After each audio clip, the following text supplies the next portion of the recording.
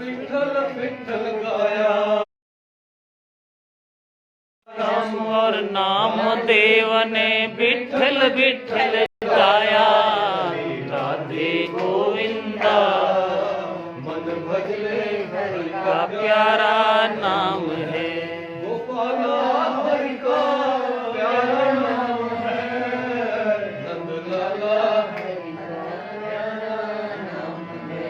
श्री राधे गोविंदा मन भजले हरि का प्यारा नाम है।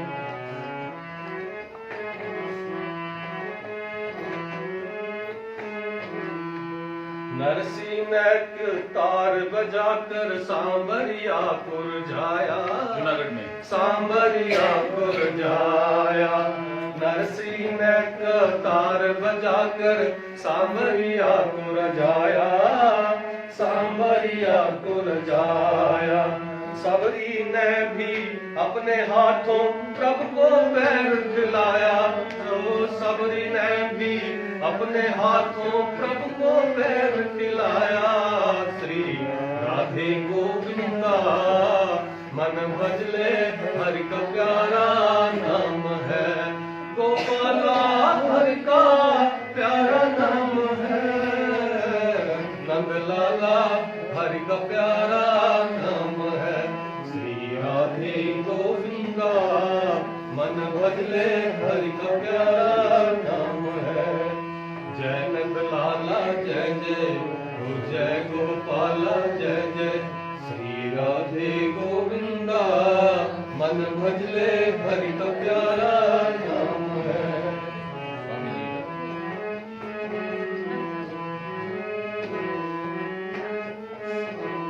राधा शक्ति बिना न कोई श्यामल दर्शन पाया।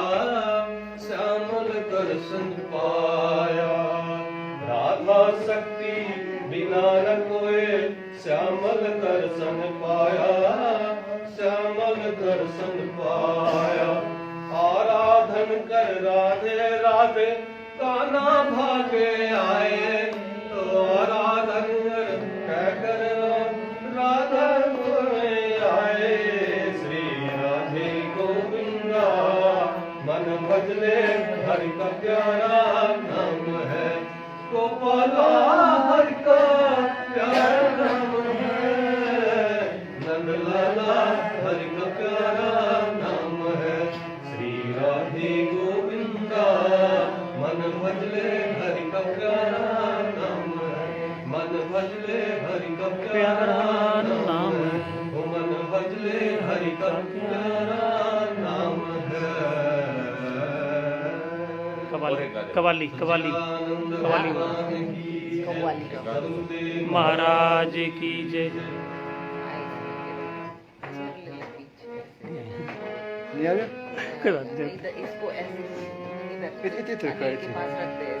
थोड़ा आगे आइए, आगे आगे और पीछे होना ना आदमी। आगे आगे आइए थोड़े थोड़े। भजन की वास्तविकता है, अगर गौर से सुनेंगे तो आपको कुछ आनंद आएगा। वाह भाई। जीवन मौत का खेल है पगले।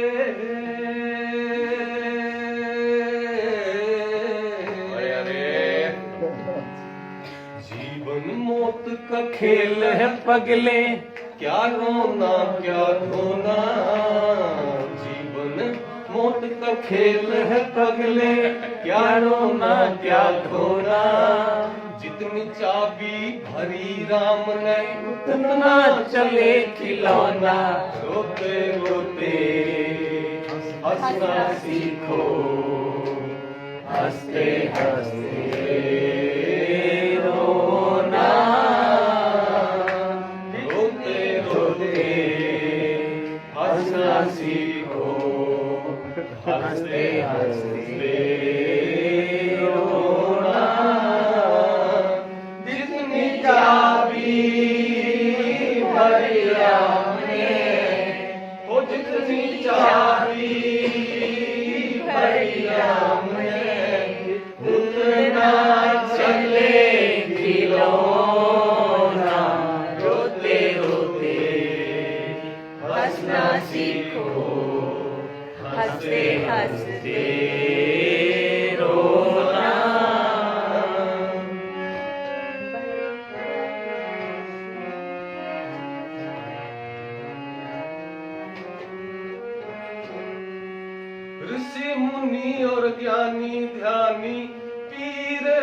पैगंबर ऋषि मुनि और ज्ञानी ध्यानी पीर और पैगंबर खाली हाथ यहाँ से लौटे दारा और सिकंदर खाली हाथ यहाँ से लौटे दारा और सिकंदर साथ किसी के नहीं गया है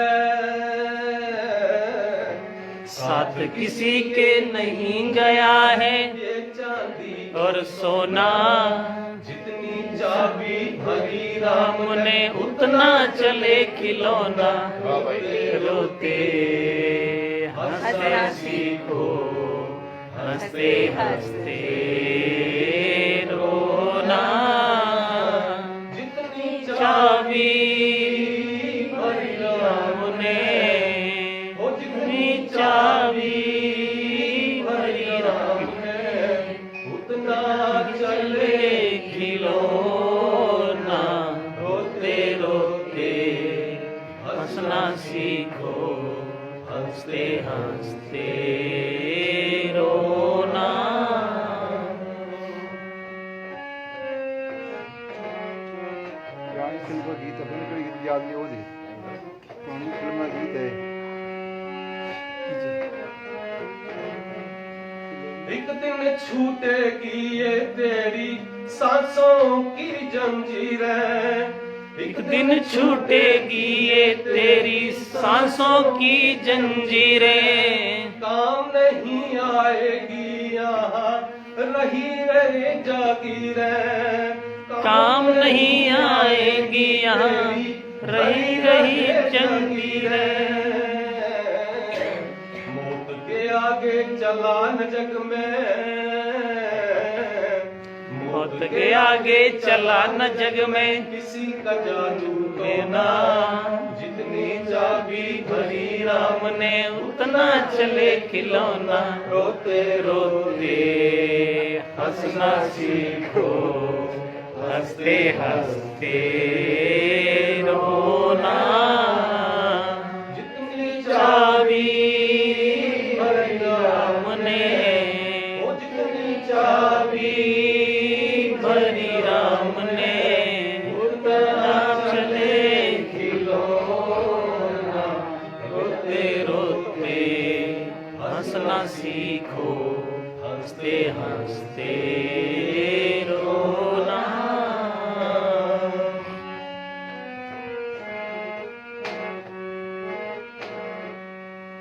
क्या साथ लाया क्या साथ जाए क्या साथ लाया क्या साथ जाए रास्ते में हम क्या क्या छोड़ आए क्या साथ लाया क्या साथ जाए रास्ते में हम क्या क्या छोड़ आए पाक मोरी याद आता है आदमी मुसाफिर है आता है जाता है आते जाते रास्ते में यादें छोड़ जाता है आदमी मुसाफिर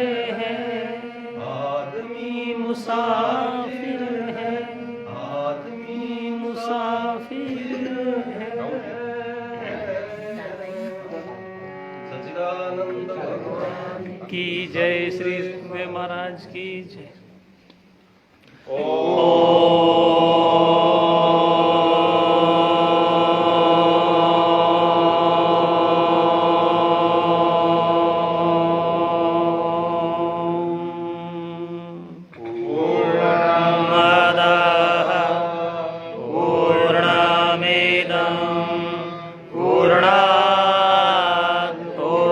पूर्णमुदच्यते पूर्णस्य पूर्णमादाय पूर्णमेवावशिष्यते ॐ शान्तिः शान्तिः शान्तिः श्री सच्चिदानंद भगवान की जय। श्री सद्गुरुदेव महाराज की जय। गुरुर्ब्रह्मा गुरुर्विष्णु गुरुर्देवो महेश्वर गुरु साक्षात् परब्रह्मा तस्मै श्री गुरवे नमः। वेद वेदांत सन्निष्ठं श्रोत्रियं बोधरूपिणं चिदानन्दरसास्वादं प्रकाशं परमं नुमः। ईश्वरो गुरुरात्मेति मूर्तिभेदाविभागिने व्योमवद्व्याप्तदेहाय दक्षिणामूर्तये नमः। सच्चिदानंद भगवान की जय। सद्गुरुदेव महाराज की जय। रजसा वर्तमानो निवर्षयन्नृतं प्रत्यञ्च हिरण्येन सविता रथेन देवो जाति भुवनानि पश्यन् जपाकुसुमसङ्काशं काश्यपेयं महाद्युतिं तमोरिं सर्वपापघ्नं प्रणतोऽस्मि दिवाकरम्। परम वंदनीय पूज्य स्वामी जी महाराज,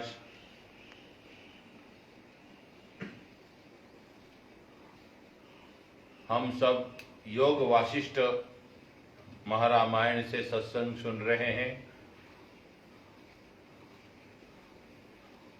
सोमवार से लेकर शनिवार तक ग्रंथ के आधार से पूज्य महाराज जी हम सबको सत्संग सुना रहे हैं और हम सुन रहे हैं। कोई कोई बात हमारे जीवन में ऐसी प्रकाश करती है और कोई कोई बात हमारे जीवन में प्रकाश नहीं कर सकती। प्रकाश का अर्थ यहां समझना है। अर्थ है, प्रकाश का अर्थ है अर्थ। वो शब्द है और अर्थ है, दोनों जुड़ा हुआ है। उसी तरह तो उसमें कोई साधक को अन्य प्रकार की भी प्रश्न होते हैं और किसी संतों का भी प्रश्न होता है। तो एक दिन रविवार को हम सब पूज्य महाराज जी से प्रश्न के द्वारा सत्संग सुने। सभी ऐसा कहते हैं कि आप सब लोग बहुत भाग्यशाली है कि आपको सत्संग मिल रहा है। लेकिन हम जो सत्संग सुनते हैं उस पर हम विचार करें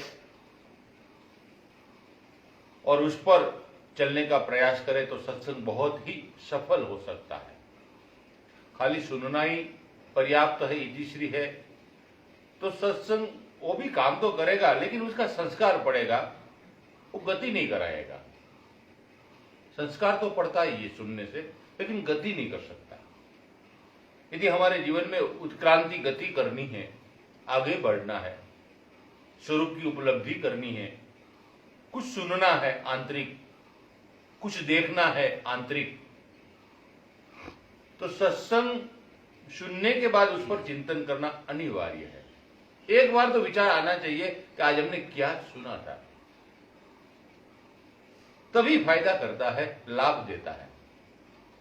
वेदों में, शास्त्र में बहुत गूढ़ भाव महाराज जी बहुत सरलता से और सहजता से हमारे सामने प्रस्तुत करते थे। ये सब मेरा कहना नहीं है, सभी का कहना ऐसा है।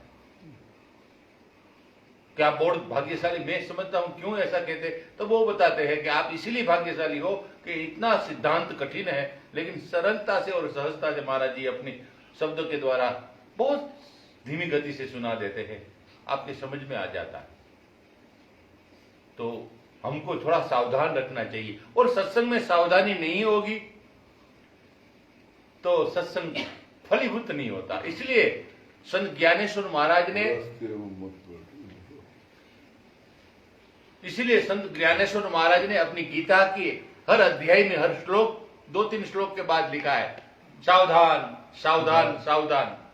उसका अर्थ यही है कि हम सावधानी पूर्वक अपनी निगाह महाराज जी की ओर और अपने विचार श्रवण की ओर हो तो बहुत ही सत्संग फल देता है, ऐसा मेरा मानना है। अच्छे अच्छे प्रश्न आए, मैं तो ऐसे कहता हूं, मुझे तो अच्छा ही लगता है, छोटा प्रश्न हो तो भी अच्छा लगता है, और तारीफ करना ये स्वभाव है अपना। तो बहुत ही गौर से हम सत्संग सुनने का प्रयास करें तो काम करेगा, ये सत्संग काम करेगा। चलिए सत्संग की ओर।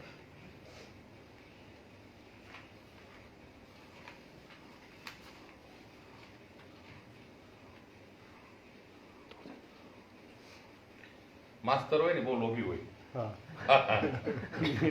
पूरा पेज लाया भाई। गुजरात में कहावत है, जो मास्टर होते हैं सबसे लोभी होते हैं, और मोरे बाबू अपनी कथा में भी कहते हैं। देखो ये दिलीप का नाम नहीं बोलना चाहिए। जय सच्चिदानंद। पूज्य महाराज, मेरा प्रश्न है कि आत्मा और प्राण में कोई अंतर है? आपने कहा था कि प्राण ही आत्मा है, तो प्राण तो चला जाता है तो उसके साथ आत्मा भी चला जाता है, दोनों एक है क्या अलग है? कृपया इस पर प्रकाश डालिए। अभी वो एक ही जैसा लगता है, लेकिन जो चेतन तत्व है जिसको आत्मा कहा है वो अलग है, पर वो प्राण के द्वारा प्रसारित होता है। प्राण उसका वाहन है ऐसा समझो,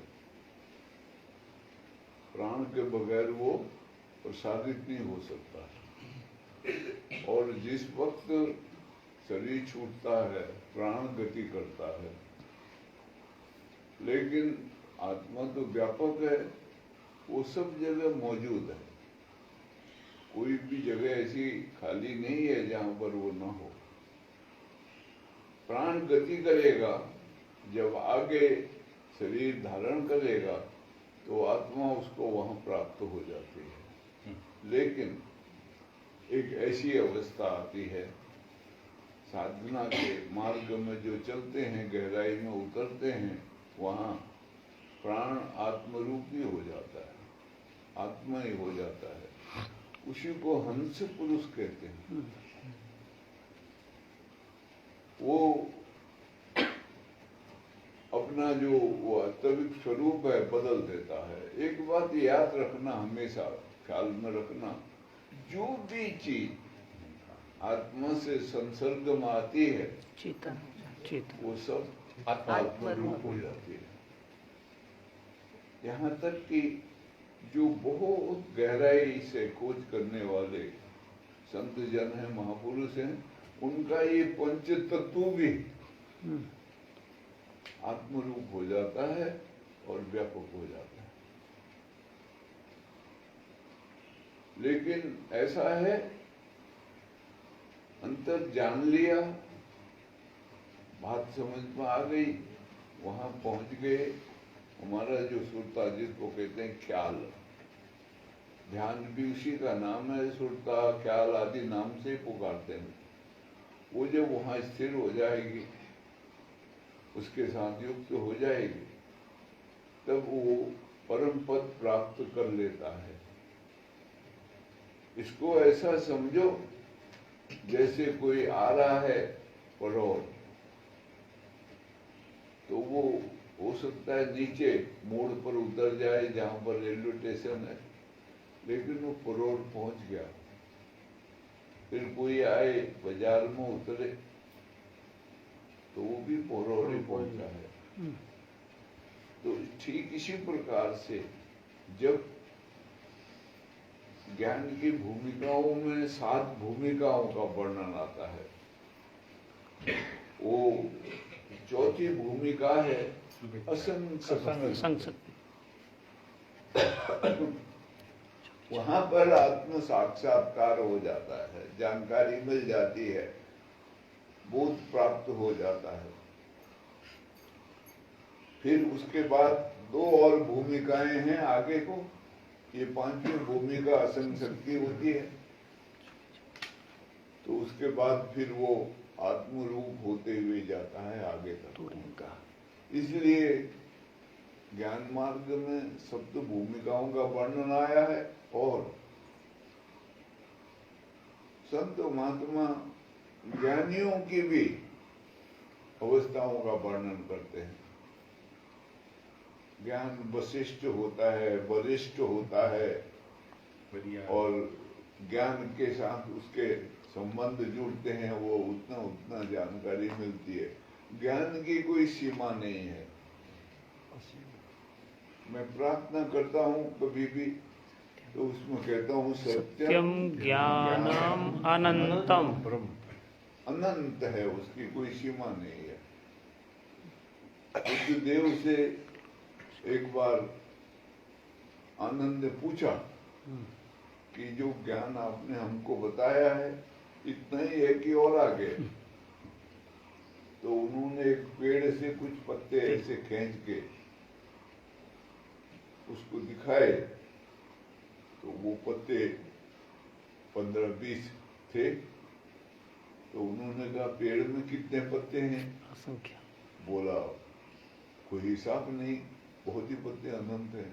तो बोला ठीक इसी प्रकार ज्ञान भी अनंत है और मेरे अंतर्गत जितना आया है वो मैंने तुमको समझा। तो इसलिए यहाँ इसकी कोई सीमा नहीं है। लेकिन एक अवस्था में मन, बुद्धि, चित्त, अहंकार सब ज्ञान रूप हो जाते हैं, सब चेतन हो जाते हैं। उसको उसका पूर्ण अंतःकरण में राम का वास हो जाता है। अभी हमारे अंतःकरण में काम का वास है। उस वक्त राम का वास हो जाता है और पूरा अंतःकरण राम से रम जाता है। उसी के लिए गोस्वामी जी रामचरित मानस उसके कोई कार्य, किसी उस महापुरुष के कोई भी कार्य होता है उस भगवत कार्य माना जाता है। इसलिए उसको जय जयकार करते हैं, पूजते हैं। लेकिन इस समय दोनों अलग हैं। प्राण अलग है, आत्मा अलग। आत्मा अलग है। आत्मा चेतन पुरुष है, प्राण जड़ है। लेकिन वो सफर करता है प्राण से। प्राण के द्वारा ही व्यापक होता है हमारे शरीर में। प्राण के द्वारा ही वो हमारे जीवन में हमको जिंदा रखता है। और प्राण ही सबसे नजदीक है उसका। इसलिए जन्म के टाइम सबसे पहले प्राण आता है शरीर में, उसके साथ ही चेतनता आती है। ऐसा मानते हैं शरीर शास्त्री। करीबन 5.5 महीने बाद 165 दिन बाद मानते हैं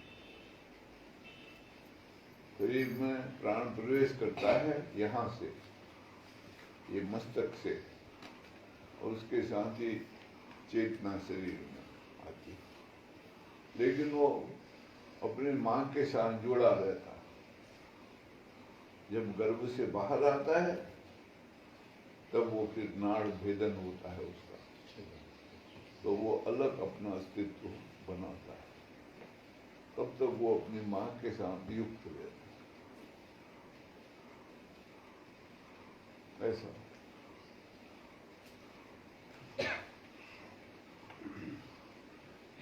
पूज्य महाराज जी प्रणाम। पूर्व सत्संग सत्र में आपके श्रीमुख से हमने श्रवण किया था कि और से छोर तक सिर्फ माया है, यह माया का पसारा है। यहाँ तक कि भजन साधन के दरमियान होते अनुभव आदि भी आपके अनुसार माया मात्र ही है। फिर मेरा प्रश्न यह है कि माया महामाया में कब तब्दील हो सकती है, अथवा यूं कहे कि माया अध्यात्म पथ पर सहायक बन सकती है या नहीं? कृपया मार्गदर्शन दीजिए। माया के 3 विभाग बनाए हैं। संत महात्माओं ने एक ही माया है, उसको 3 विभागों में बंटवारा किया। एक गुण माया है, वो बाहर में 3 गुणों से युक्त। राम गीता लिखी हुई है, उसमें उसका वर्णन मिलेगा। एक गुण माया है जो संसार में भटकाती है, गुणों के अंतर्गत काम करती है। गुण 3 हैं, रजोगुण, तमोगुण और सत्वगुण। इनके साथ वो कार्य करती है और हम संसार में दौड़ते हैं, उसको गुण माया देते हैं। दूसरी योग माया है, वो भगवान श्री कृष्ण के अधीन रहती है ऐसी मानते हैं। योग माया के द्वारा भगवान सब कार्य करते हैं, उनके अधीन होती है। कोई भी सिद्ध पुरुष है, ज्ञानी जन है, बड़े जानकार, उनके अधीन होती है वो योग माया। वो जोड़ने वाली होती है भगवान को, साथ जोड़ने का प्रयास करती है, हमको साधना में सहायता करती है, उसको योग माया कहते हैं। जब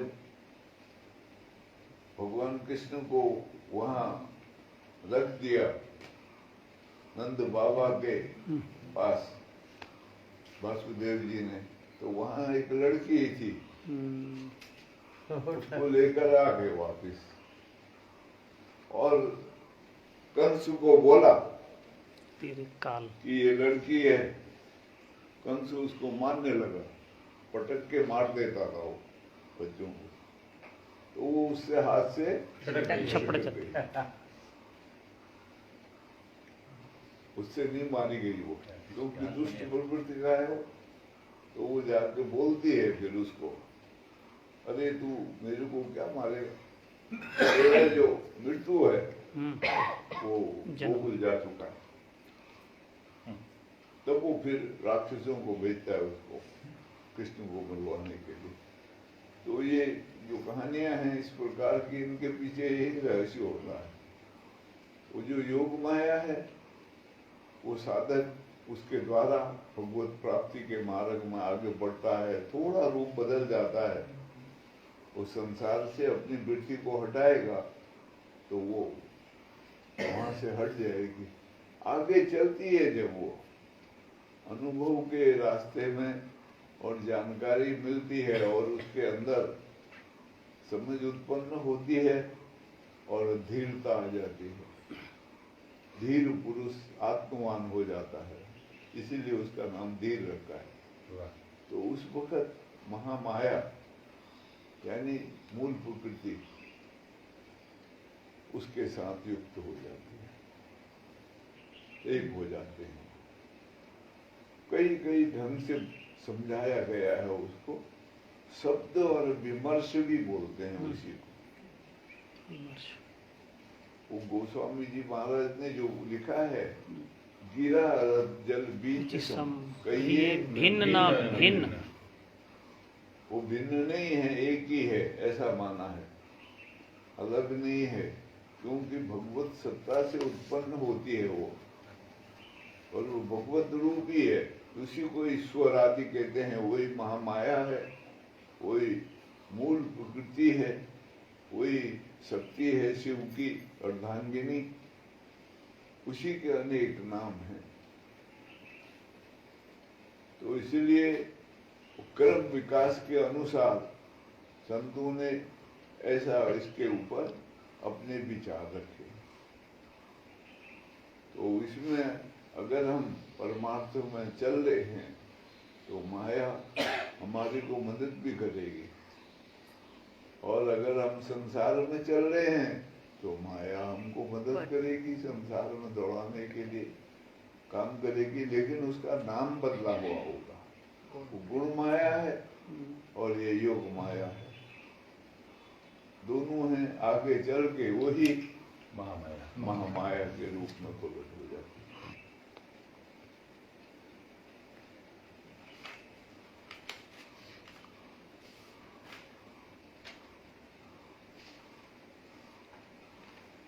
पूज्य महाराज जी, अहम ब्रह्मास्मि अष्टमी का तात्पर्य अद्वैत सत्ता है। तो अहम का ब्रह्म रूप में चिंतन कैसे संभव है? कृपया मार्गदर्शन दीजिए। ये अहम जो यहाँ है अवस्था की बात है, ब्रह्माष्टमी जो है वो अवस्था की बात है।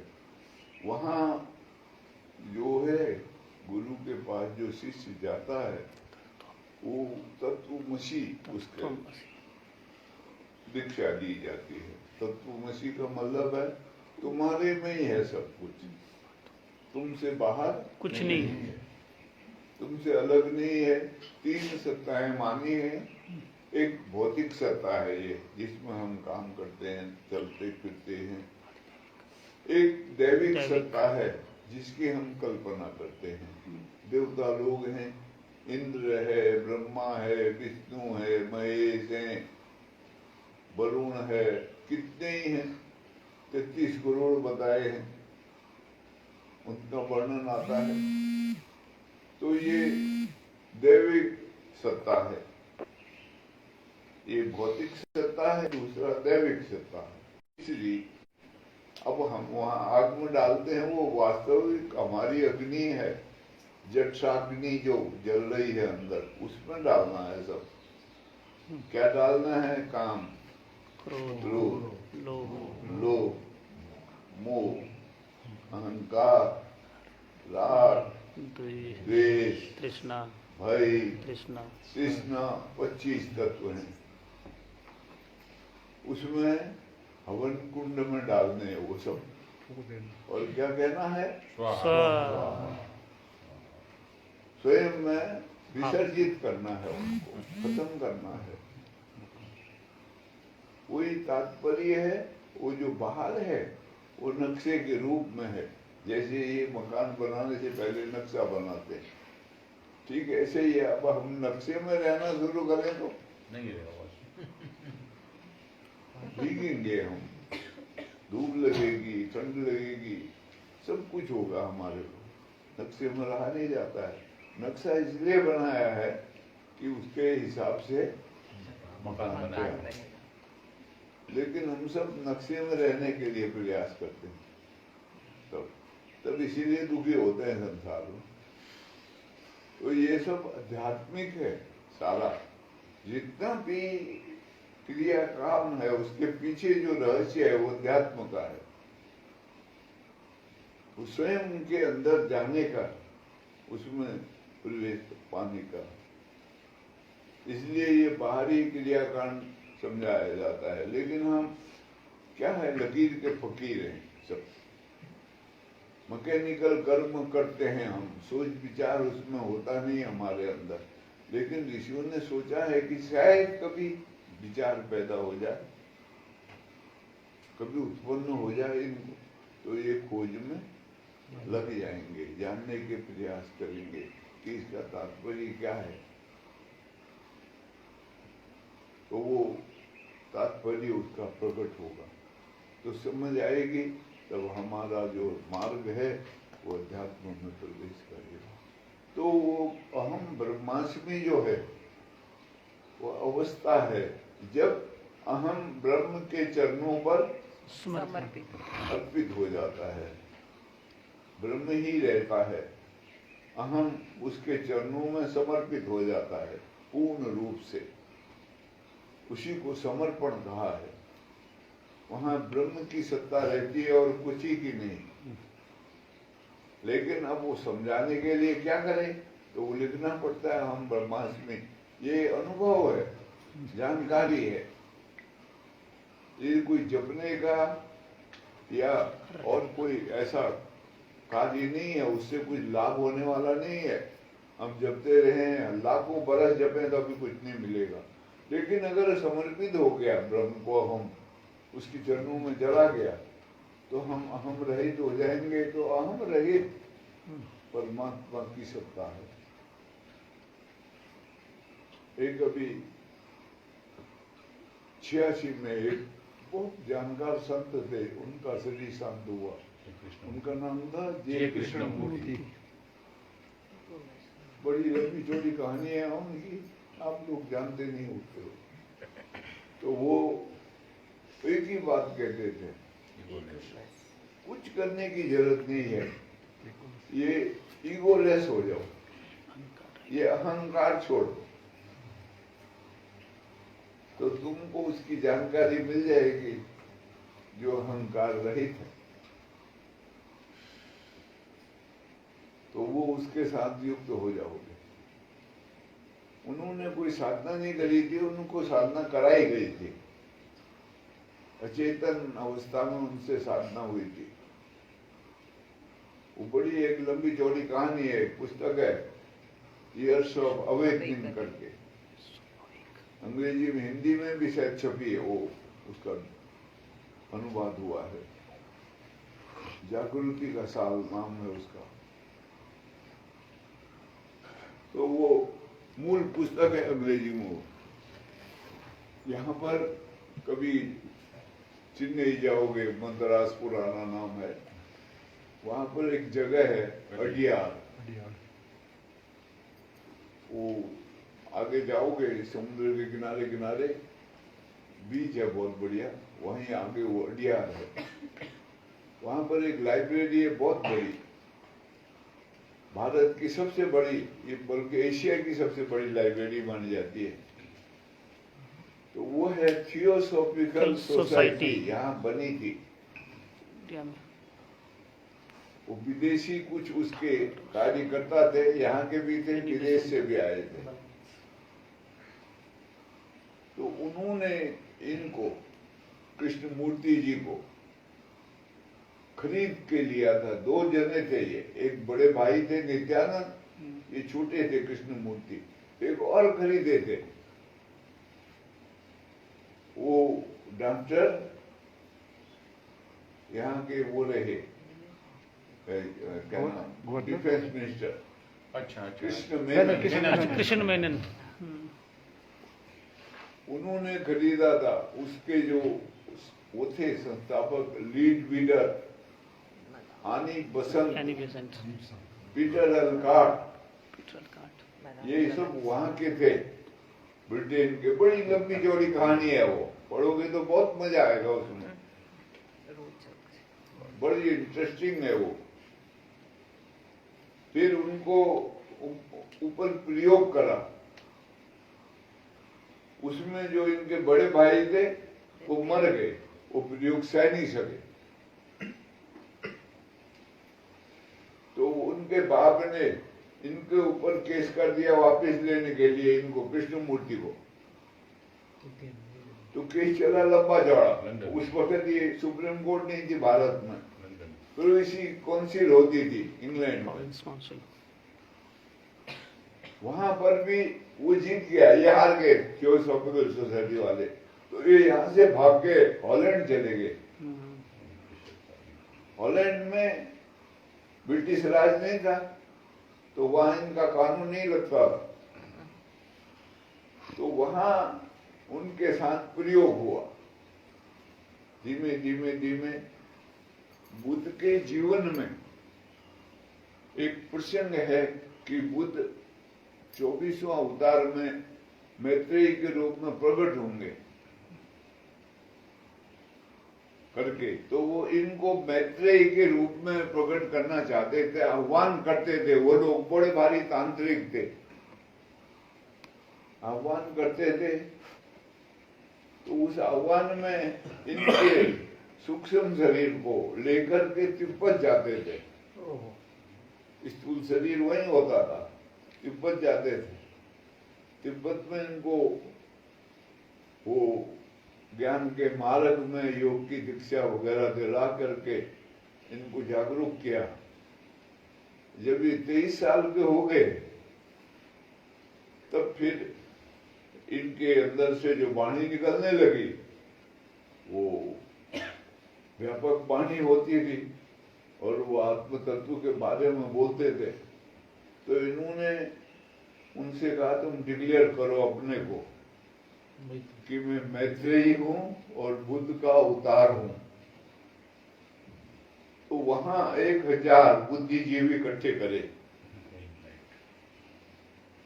उनके सामने इनको खड़ा किया। बड़े बड़े लोग थे उसमें, बड़े फिलोसफर टाइप के बड़े बड़े डॉक्टर, बड़े बड़े वैज्ञानिक वगैरह सब बुलाए, उनको इनवाइट करा, बहुत खर्चा किया इन्होंने। तो इनको खड़ा किया, आप डिक्लेयर करो हम मैत्रेयी का अवतार हैं करके। तो ये खड़े हुए और इन्होंने कहा मेरा नाम कृष्णमूर्ति है और मैं दक्षिण भारत में पैदा हुआ, मेरा शरीर है ऐसा, और मेरे अंदर पूर्ण रूप से ज्ञान की उत्पत्ति हुई है, इनलाइटेंड हो गया हूं मैं, जानकारी मिल गई है। बस उससे वो लोग नाराज हो गए, इनको अलग कर दिया और इनके खिलाफ में बोलने लगे। लेकिन ये फिर इन्होंने अपना प्रचार शुरू कर दिया। ये इंग्लैंड रहते थे, 3 महीने भारत में आते थे। बॉम्बे दिसंबर पहली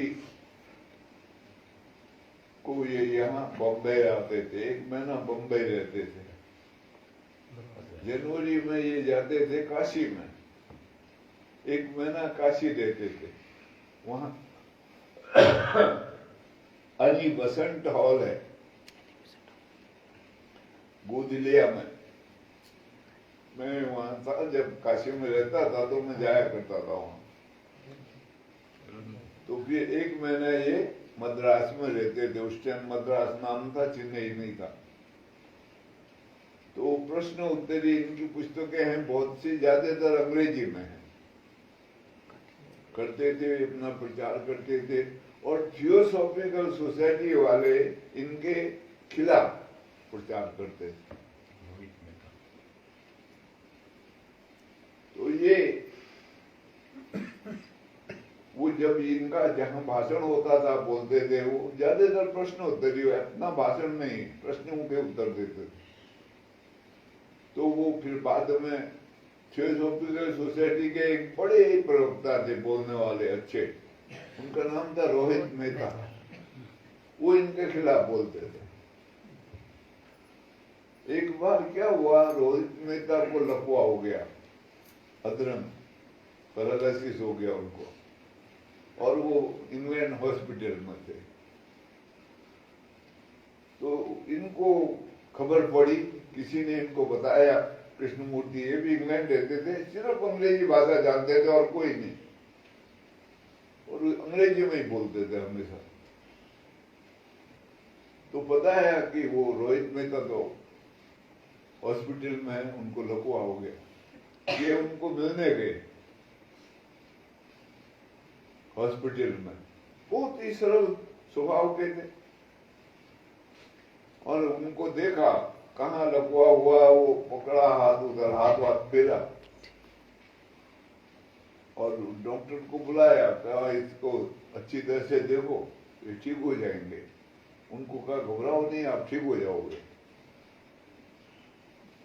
तो वो फिर दूसरे दिन से ठीक होने शुरू हो गए, 1 हफ्ते में ठीक हो गए। तो वो फिर इनके पास गए, रोहित मेहता जो इनके खिलाफ थे, कभी मत्था टेकने को, हाथ जोड़े इनके पैरों में, बोला आपकी कृपा से आपने मेरे को ठीक करा। बोला नहीं, कुछ नहीं, तुमने ठीक होना था तुम हो गए, ये कुछ मत कहो मैंने कोई मिराकल किया या कुछ किया, ऐसा कुछ नहीं है, तुम ठीक होने थे, हो गए बस। ऐसी बहुत सी कहानियां हैं, वो मेरे को सुना रही थी। एक विमला ताई करके प्रचारक थी, वो भी हॉलैंड रहती थी, हॉलैंड में आश्रम था, यहाँ भी आती थी वो गुजरात में, और इधर भी रही वो अकोला में,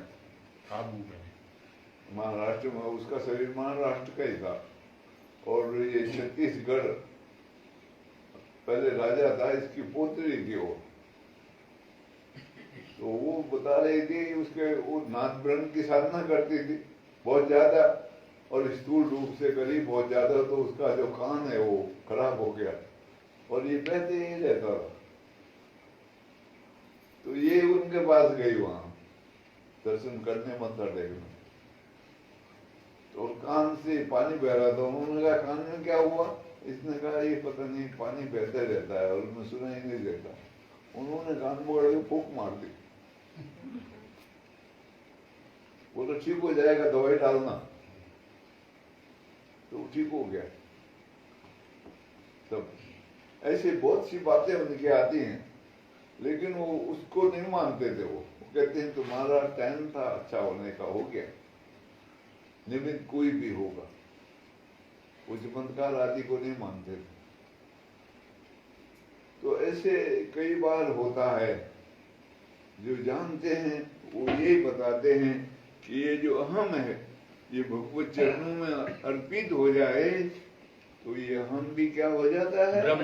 हाँ, ब्रह्म का रूप धारण कर लेता है। जो भी भगवत चरणों में चला जाता है वो भगवान का ही हो जाता है, उसी का हो जाता है।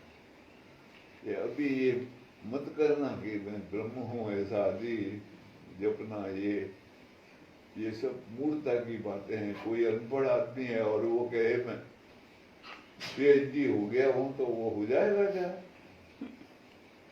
नहीं, वो पीएचडी करेगा तो हो। ठीक इसी प्रकार से जब साधना की चरम अवस्था प्राप्त होती है, आत्म साक्षात्कार होता है, उसमें अवस्था होती है, तो वो स्वयं ब्रह्म का रूप धारण कर लेता है, तो वो ब्रह्म हो जाते हैं। भगवत स्वरूप में एक हो गए, भगवत स्वरूप ही हो जाते हैं। तो उस वक्त की अवस्था का नाम है अहम ब्रह्मास्मि।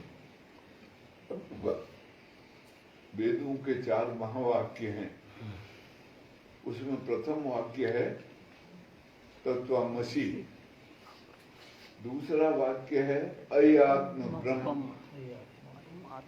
तीसरा वाक्य है प्रज्ञानम ब्रह्म, चौथा वाक्य है सर्वं ब्रह्मास्मि। महावाक्य बोलते हैं इनको। तो पहला जब शिष्य गुरु के पास जाता है तो वो उसको तत्त्वमसि की दीक्षा देते हैं। तेरे ही अंदर है सब कुछ, तुझमें ही है, खोज उसको। तो वो खोजता है, जब एक लंबे समय के बाद तो उसको जानकारी मिलती है, ये जो चेतन पुरुष है मेरे अंदर बोल रहा है आत्म रूप में, यही ब्रह्म है, यही है भगवत सत्ता। तो वो गुरु के पास जाता है और बोलता है अय आत्म ब्रह्म, ना आत्म रूप ब्रह्म का स्वरूप है मेरे अंदर। तो वो कहते हैं अभी और जा, अभी और खोज। तो वो और खोजता है, धीमे धीमे धीमे धीमे उसके अंदर से प्रज्ञा का उन्मेष होता है, प्रज्ञा प्रकट होती है। सब जानकारी उसके द्वारा मिलती है, प्रज्ञा के द्वारा। एक ऐसी बुद्धि है वो जो भगवान के रहस्यों को प्रकट करती है, वही परम प्रकाश भी बोला जाता है उसको। तो उसको समझ आता है, सारा रहस्य प्रकट होता है तो समझ आता है, क्योंकि भगवान परमात्मा एक रहस्य है, अजूबा है। तो वो तब कहता है प्रज्ञानम ब्रह्म, प्रज्ञा ही ब्रह्म है। लेकिन अभी द्वैत बना हुआ है, क्योंकि एक जानने वाला है, एक जानी गई वस्तु है, दोनों का द्वैत बना रहता है। तब वो और उसको कहते हैं गुरु, जाके और खोज कर पहुंचा है, नजदीक हुआ है काफी। तब आखिर में वो फिर नहीं जाता गुरु के पास, फिर वो अपने आप में ब्रह्म, हाँ, ब्रह्म रूप के साथ एक हो जाता है। फिर जानने की जरूरत नहीं होती, बोलने की, समझाने की, समझने की जरूरत नहीं होती। वो परम अद्वैत अवस्था है।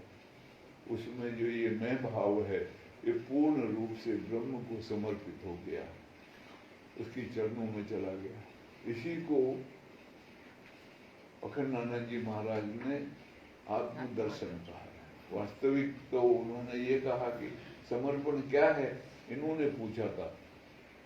ये जो शंकराचार्य हैं, स्वरूपानंद सरस्वती जी, स्वरूपानंद जी वहां के द्वारका के, समर्पण क्या है? तो उन्होंने कहा समर्पण न तो कोई क्रिया है, न कोई भाव है, और न ही ज्ञान है। समर्पण है आत्मदर्शन, आत्मदर्शन, आत्मस्वरूप होना, आत्म साक्षात्कार करना। यही समर्पण है। तो वहाँ वो अहम पूर्ण रूप से विगलित होके ब्रह्म रूप में परिणित हो जाता है, तब वो अवस्था है, वो उसको ब्रह्मास्मि के रूप में।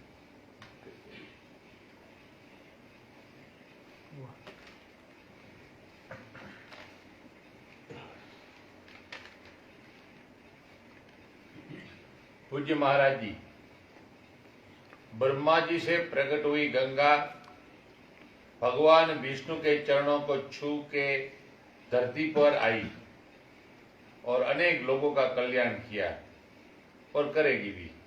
तो इसका आध्यात्मिक कोई अर्थ है गंगा का या विष्णु का या ब्रह्मा जी का? जो हो तो आप मुझे समझाने की कृपा करें। अध्यात्म में जो प्रज्ञा है वही ब्रह्मा जी कहलाती है, और गंगा का मतलब है ज्ञान का प्रवाह।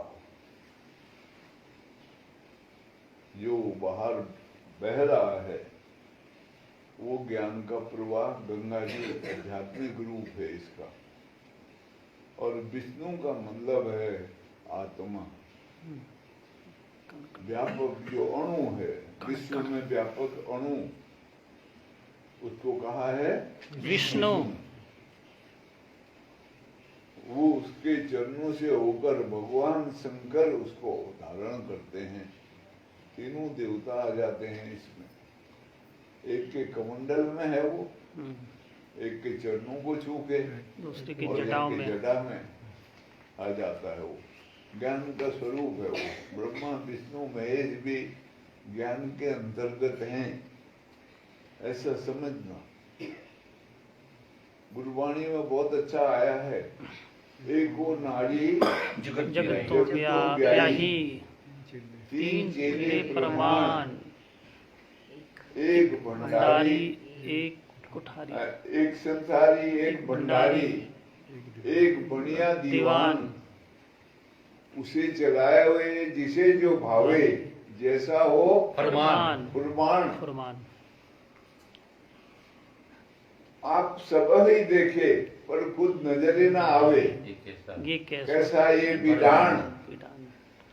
आदेश जिसे आदेश, आद अनाद अनील अनाहत, जुग जुग एको बेश।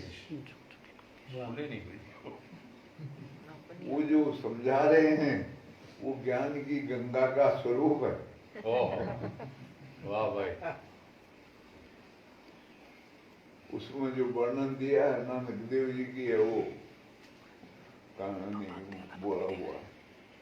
तो वो कहते हैं एक नारी संसार को ब्याह दी हो और उसके 3 चेले बने।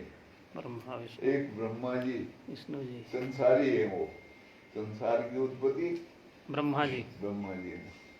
एक संसारी, एक भंडारी। भंडारी है कौन? विष्णु जी। विष्णु जी। भंडार सब संसार का उनका होता है।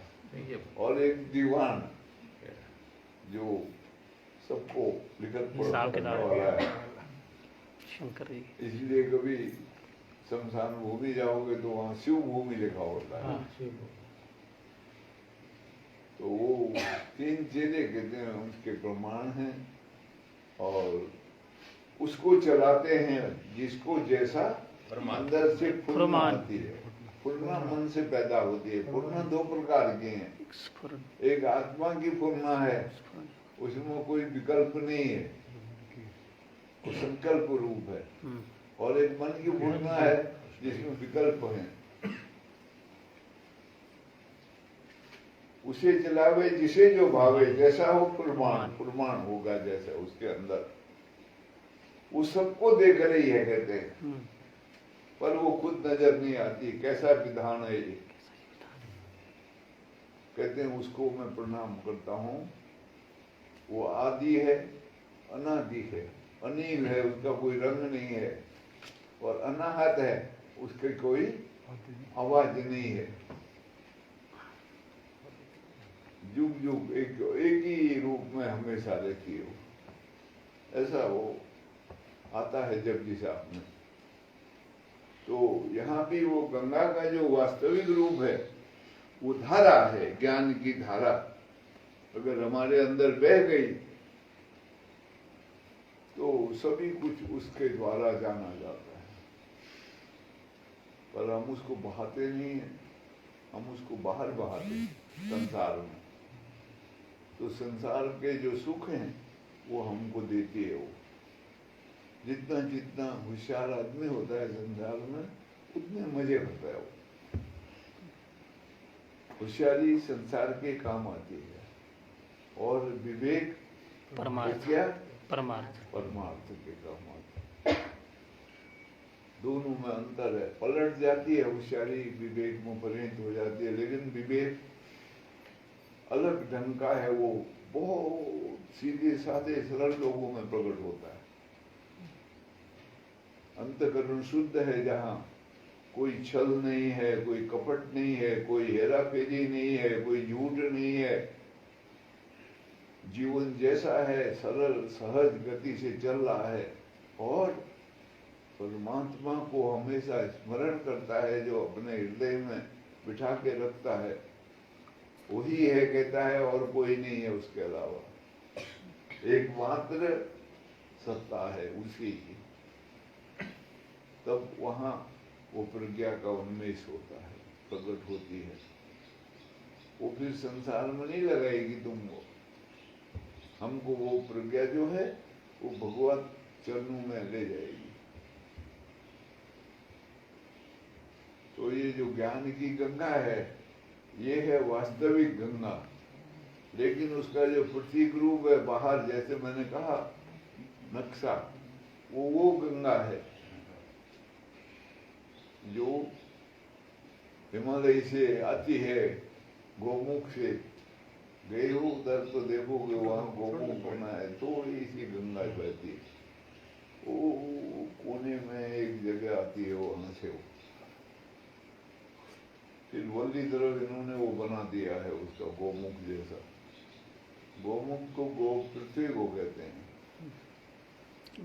तो वहां से निकल के वो छोटी सी इतनी बड़ी है, आते आते जी में थोड़ी बड़ी हो जाती है। तो नदियां और आ जाती हैं तिब्बत से, उसमें बड़ी हो जाती है। फिर आगे चलते चलते चलते फिर वो अलकनंदा आके मिलती है उसमें, और फिर वो आगे बढ़ के गंगा जी हो जाती है बड़ी, भागीरथी उसका नाम होता है। और फिर जब वो इलाहाबाद पहुंचती है तो जमुना जी उसमें चली जाती है। ये सब नदियां उसमें मिल जाती हैं तो वो विशाल रूप धारण कर देती।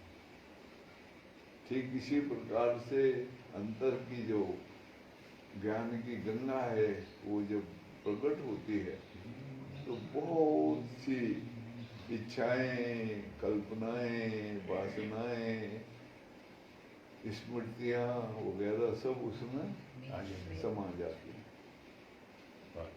ज्ञान ही एकमात्र है, रहता है, और वो ज्ञान ही अस्तित्व का बोध कराता है, हमें का अपना। उसके बाद ज्ञानी सज्जन साक्षी रूप में, दृष्टा रूप में प्रकट होता है। वो फिर कोई भी कर्म करे, लेकिन वो कर्म का लेख उस पर नहीं लगता है, क्योंकि वो इसने समझ आ गई, सारा रहस्य प्रकट हो गया। तो वो मानसिक वृत्ति उससे जुड़ेगी नहीं उसकी कभी भी। वो दृष्टा ही होगा, अपने कर्मों का ही दृष्टा होगा। अभी दृष्टा होना है हमको अपने विचारों का, अपनी जो वृत्तियां उत्पन्न हो रही हैं मन, उसका दृष्टा बनना है। अगर उसका अभ्यास करोगे आप तो वो भी एक बहुत अच्छा अभ्यास है, उसमें दृष्टा अलग होता है। और ये जो वृत्तियां हैं, विचार हैं, ये दृश्य रूप होते हैं। अपने में आने वाले जो विचार कल्पनाएं हैं, जो भूत में बीत गई है, जो भविष्य की कल्पना है, वो सब दृष्टा में जानकारी है। वो उससे अलग है, जानने वाला, उन विचारों को जानने वाला, उनको देखने वाला, उनको उससे अलग होता है वो। तो वो अलग जो तत्व है वही दृष्टा है। उसमें अगर हम ठहर सके कुछ समय के लिए तो भी बड़ी बात है, उससे प्रज्ञा का उन्मेष होता है। तो इसीलिए जो गंगा है ये पवित्र करने वाली है, और इससे ज्यादा पवित्र करने वाली कोई वस्तु नहीं है दुनिया में। नहीं ज्ञानेन, हाँ, नहीं ज्ञानेन सदृशं पवित्रमिह विद्यते तत्स्वयं योग संसिद्धः कालेन आत्मनि विन्दति। ज्ञान से ज्यादा पवित्र करने वाली कोई वस्तु दुनिया में नहीं है, क्योंकि ज्ञान के द्वारा ही कर्ता का पता लगता है। जब कर्ता का पता लग जाता है तो हम अकर्ता पुरुष हो जाते हैं। तो वो कहते हैं लेकिन वो जो ज्ञान है वो कहीं बाहर से इकट्ठा करा हुआ नहीं, टेप करा हुआ नहीं। बुद्धि में टेप होता है बहुत जल्दी, वो नहीं। तत्स्वयं उस रहस्य को, भगवत तत्व को जाना योग संसिद्ध है, योग के द्वारा, और एक लंबे समय तक फिर उसका अनुभव किया। काले आत्मनि विन्दति, हाँ, उसके बाद उसको प्राप्त होता ऐसा। प्रेम की गंगा बहती। पूज्य महाराज जी, चित्ताकाश और चिदाकाश मन की ही अवस्था भेद है या भिन्न है? चित्ताकाश मन का ही रूप है, उसको कल बताया था। मनोकाश भी उसी को कहते हैं। चित्ताकाश में अनेक विचार उत्पन्न होते हैं, मन का एक रूप है वो। लेकिन जो चिदाकाश है वो मन से परे है। वहां मन का संसर्ग नहीं है। चित्त का मतलब चेतन का आकाश है वो, वहां मन की पहुंच नहीं है। वहां पर वो जो चेतन तत्व है उसका जो दायरा है, उसका जो स्थान है, उसका जो खुलापना है, उसमें चित्रण होता है, प्रकट होता है। लेकिन वो हमेशा नहीं रहता है, वो एक साधना की गहन अवस्था में प्रकट होता है। लेकिन एक बार जानकारी मिले तो बार बार उसके प्रति जो लगाव होता है वो उसको प्राप्त कराता है। जैसे मीराबाई कहती है, वृंदावन की पुण्य कलिन में श्याम सलोने खूब है। बस ऐसा आभास जैसा मिलता है, और वो उसको फिर ख्याल में लाने के बाद धीरे धीरे धीरे चिदाकाश में जीने वाला मनुष्य संसार में लिप्त नहीं होगा कभी भी। वो मन से परे की अवस्था है चिदाकाश। जहां मन समाप्त होता है उसके बाद शुरू होता है वो। इसलिए वो मीरा का भजन है, मन के मधुबन में रास रचाए रसिया। वो मन का एक मधुबन है वो, या ऐसा कहो मन आत्म रूप हो गया है, तब वो मधुबन प्रकट हो रहा है। वहां भी है वृंदावन में मधुबन, बंदर बहुत रहते हैं वहाँ, झाड़ियाँ बड़ी भारी है। जान देते वहाँ जाते हैं। भी राधा जी का मंदिर भी बना दिया, पहले नहीं था, वो मेरे सामने सामने बना है वो अभी वहाँ मधुबन में। तो वहाँ वो जैसे अर्धनारीश्वर की मूर्ति होती है, आधे शंकर आधे पार्वती माता, ऐसे ही वहाँ राधा कृष्ण की मूर्ति है अर्धनारीश्वर के रूप में मधुबन में। लेकिन वो भजन बहुत अच्छा है, मन के मधुबन में रास रचाए रसिया। मन का जो मधुबन है उसमें रास रचते हैं वो। तो जो चित्ताकाश है वो मन के अधीन है, मन का ही रूप है समझो। उसमें सारी विचारधाराएं प्रकट होती हैं, कल्पनाएं प्रकट होती हैं, इच्छाएं प्रकट होती हैं, अतीत के अनुभव प्रकट होते हैं, सब वो चित्ताकाश में होता है। चिदाकाश में ये सब कुछ नहीं है। चिदाकाश में सिर्फ भगवत ही ला है। अब वो हमारे भाव के ऊपर निर्भर करता है। वो पहले जब मैं जामनगर में दूसरा साल था मेरा, तो वहाँ एक माता को लाए थे मेरे पास बूढ़े। वो उस वक्त वो थे, क्या नाम, वैद्य, चुन्नी भाई, हाँ चुन्नी भाई वैद, ना बालू भाई वैद, हाँ।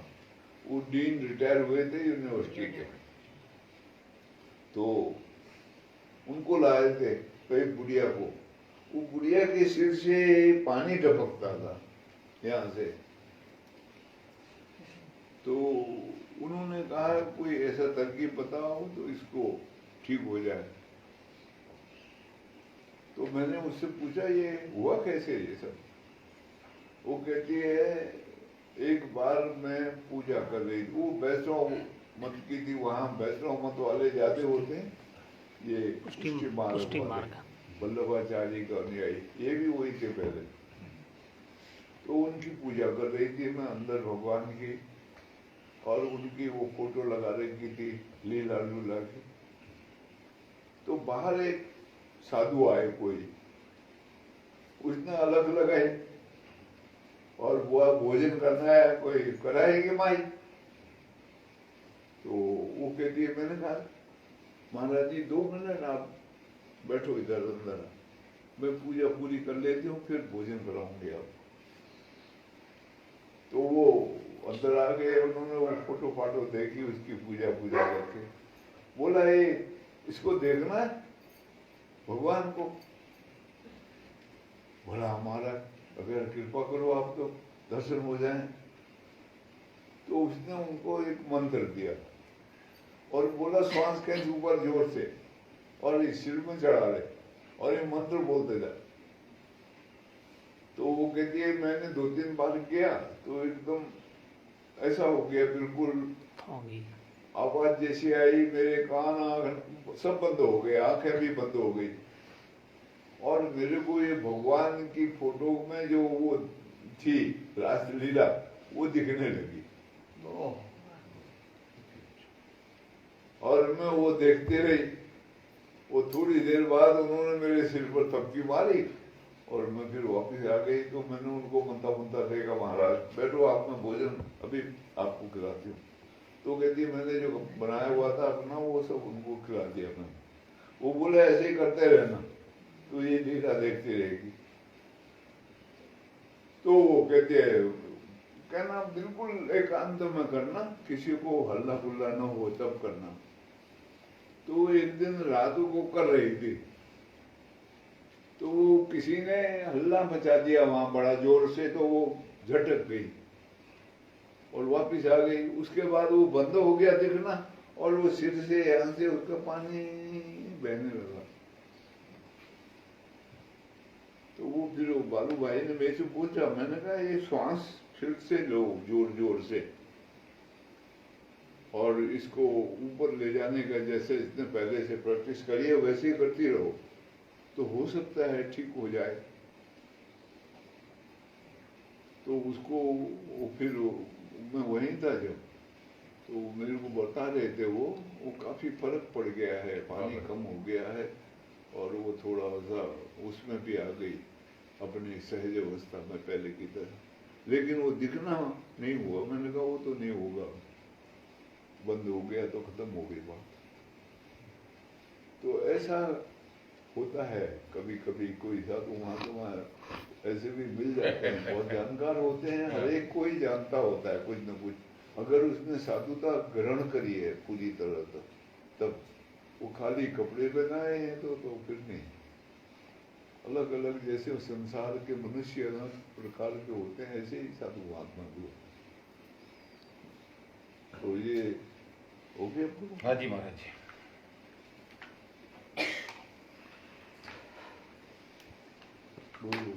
नंद भगवान की जय। श्री सद्गुरुदेव महाराज की जय।